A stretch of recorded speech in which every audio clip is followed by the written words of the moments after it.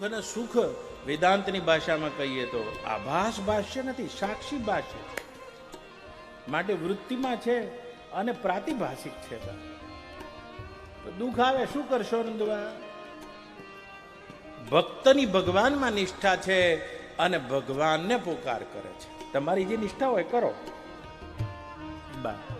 અને ભગવાનનો પ્રસાદ માને છે. યોગી સમાધિ દ્વારા દુઃખ સુખની સંજ્ઞાને જીતી જાય છે. અને જ્ઞાની તો આકાશમાં દેખાતા નીલવર્ણની માફક આભાસ માનીને પોતાના સ્વરૂપમાં સ્થિત રહે.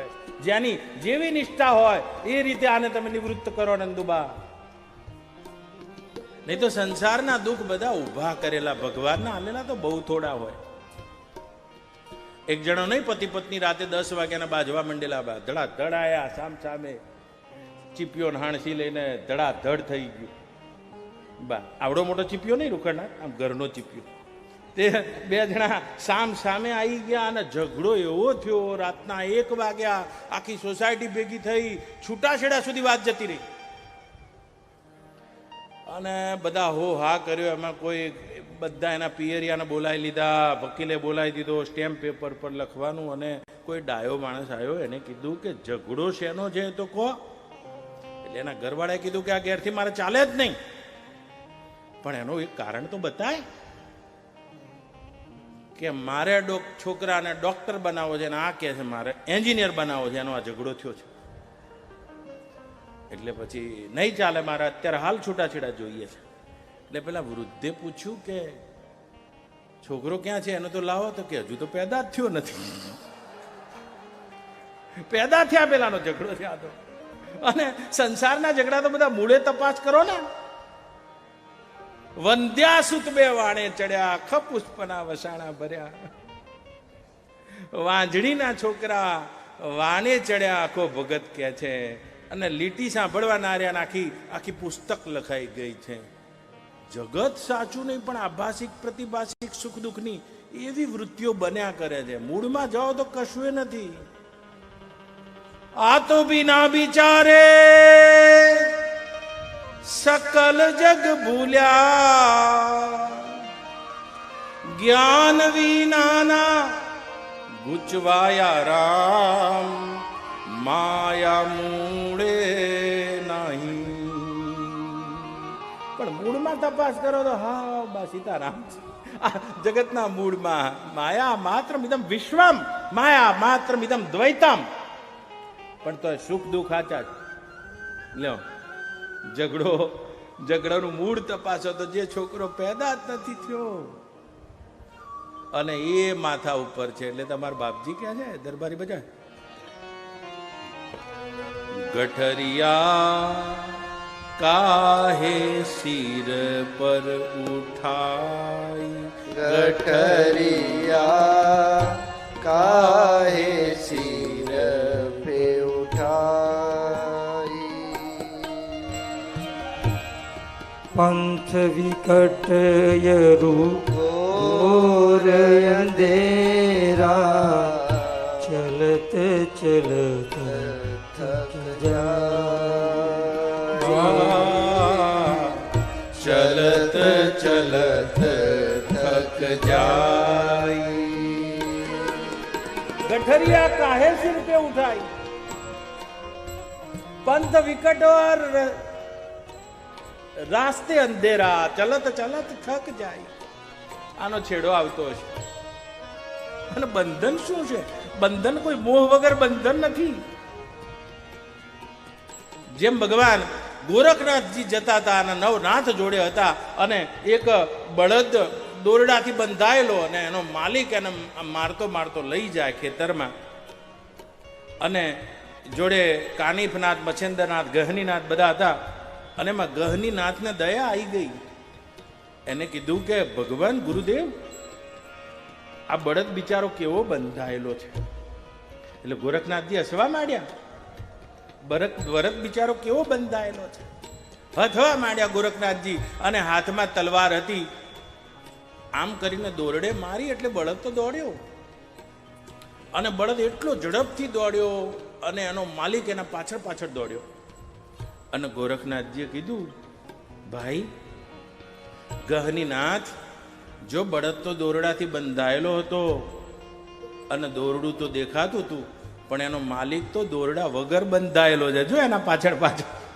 અને ગઠરિયા કાહે સિર પર ઉઠાઈ, ગઠરિયા કાહે સિર પર ઉઠાઈ. ખાલી આવે ખાલી જાવે, યુગ યુગ તો ભટકાય. યુગ યુગ તું ભટકાવે.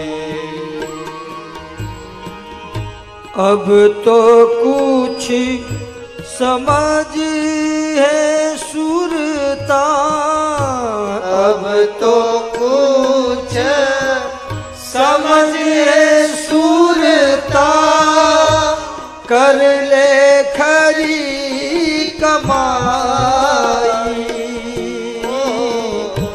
कर ले खरी कमाई.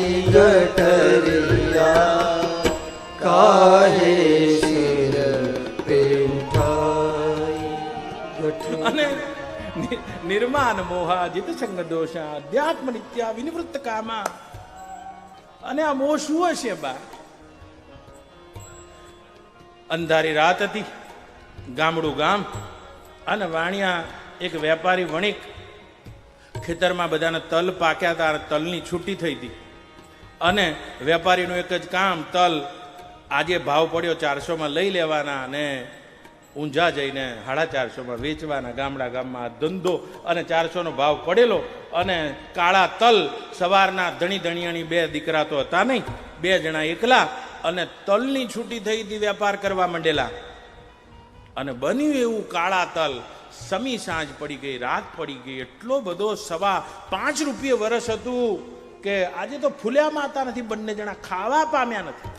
રાતે 10 વાગે દરવાજો બંધ કર્યો અને 2 જણા મુઠ્ઠી મુઠ્ઠી ચણા પી લીધા, ગરમ પાણી પી લીધું ને ઊંઘી ગયા. જમવા રાંધવાનો ટાઈમ મળતો નહીં, ધંધો. અને 10:30 વાગ્યા અને 4 જણાએ દરવાજો ખખડાયો. તારાચંદ શેઠ તલ વેચવા છે. એટલે તારાચંદે કીધું કે કાલે આવજો ભાઈ, કે આજે શું ભાવ પડે, કે આજે 400 હતો, કે કાલે જે પડશે હું લઈ લઈશ, પણ કાલે હવે લેવા અમે પતિ પત્ની થાક્યા છીએ. એને ખબર છે ગામમાં બીજી દુકાન તો હતી નહીં. પેલાએ કીધું કે શેઠ અમારે પૈસાની તાતી જરૂર છે, ભલે 400 રૂપિયા ભાવ હોય, અમારે 200માં વેચી દેવા છે. હે? બંને જણા દરવાજો ખોલ્યો, બત્તી કરી, બા દીવડો કર્યો અને તલ લેવા માંડ્યો છે. એના મનમાં 200માં લઉં છું. અને ગામની બા ઘરના પાછળ ખાતર પાડેલું, અને બેઠ જાઓ.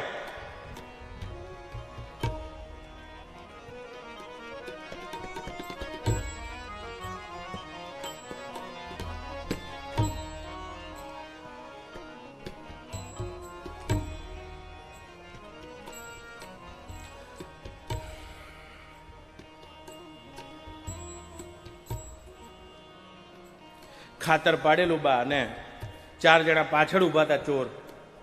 રાત અંધારીને તલ કાળા લે વાણિયા તારા તારા. એનું એ પોટલું આમથી આમ ફરતું ગયું. સવારના 5 વાગે એના મનમાં કમાઈ ગયો છું. ચોર તો જતા રહ્યા બા, ગલ્લામાં રૂપિયા નહીં, બધા રૂપિયાથી તલ ખરીદ્યા. અને ઓરડામાં જોયું ગોડાઉનમાં, ત્યારે તલ નહીં. રાત અંધારીને તલ કાળા લે વાણિયા તારા તારા. અને આપણે આપણું બાપ દાદાનું આ જોયેલું છે, તે છતાંય આપણું જે સંમોહન તૂટતું નથી, અને અહીંયા તક્ષકનું એક રૂપ કે છે.